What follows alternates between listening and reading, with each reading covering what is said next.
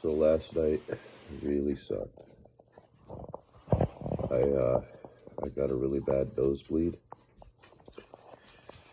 and it was gushing blood in the back of my throat and out my face.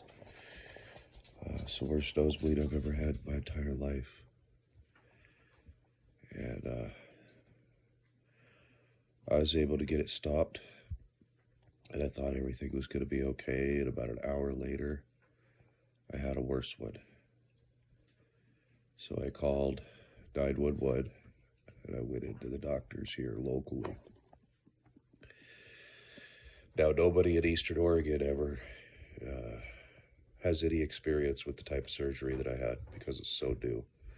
There's very few places that have anything in a way of understanding about it or what to do, what complications or anything. So the doctor there took a Vaseline gauze and packed my nose the old school way. According to OHSU, they're like, oh yeah, that's the old school way of packing a nose. And my doctor here last night, he was like, this is the first time I've packed both sides of a nose in 30 years. There was something else he said that was the first in 30 years too, but I don't remember what it is. Anyways, that sucked. During that time, they told me that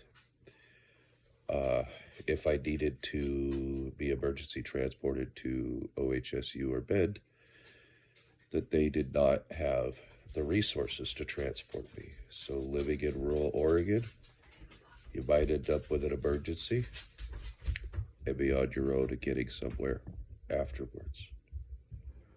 Like 911 got me an ambulance, got me to the local hospital, but if I had to go anywhere else, I would have been on my own last night. And that's kind of scary. And in my opinion, that should never happen. But it did.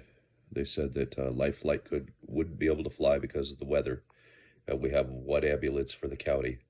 And they could risk having no ambulance to respond to people for long enough to transport me.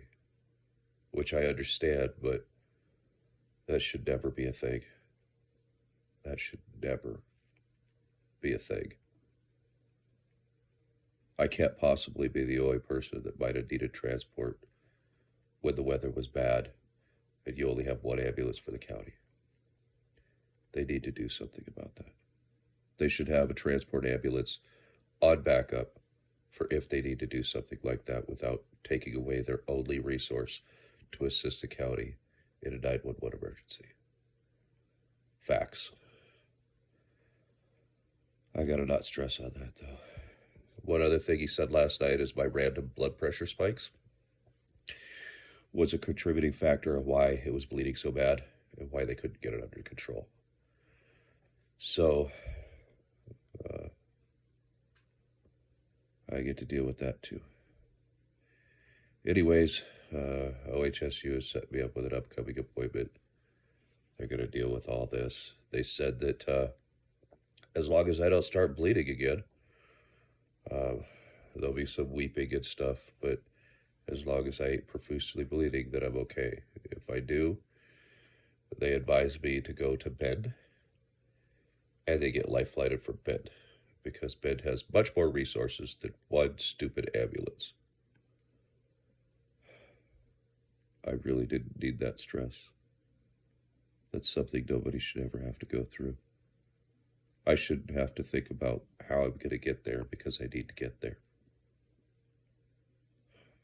Good thing for family. As much stress as this has been on them, they're still taking care of me. And I appreciate them.